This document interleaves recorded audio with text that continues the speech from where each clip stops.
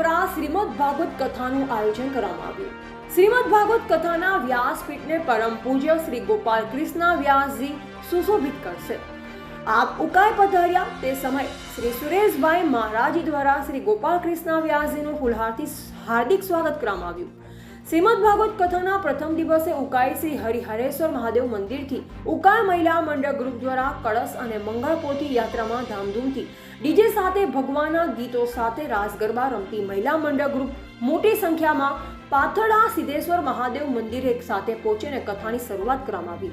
આવા પવિત્ર પિતૃમાસમાં ધાર્મિક શ્રીમદ ભાગવત કથાનું આયોજન કરવામાં આવ્યું। આ પવિત્ર કાર્યક્રમમાં કળશ યાત્રા અને મંગળપોથી યાત્રાનો ઉન્મુખ સમાવેશ છે।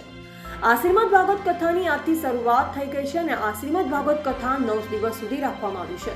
આ પવિત્ર કથા દ્વારા પિતૃપ્રસાદના મહાત્મય સાથે સમાજમાં એકતા, શાંતિ અને ધાર્મિક ભાવના પ્રગટ થાય છે। ખાસ કરી યુવા પેઢીને પિતૃઓનું સ્મરણ રાખી સંસ્કારભરા જીવન જીવવા માટે પ્રેરણા મળે છે।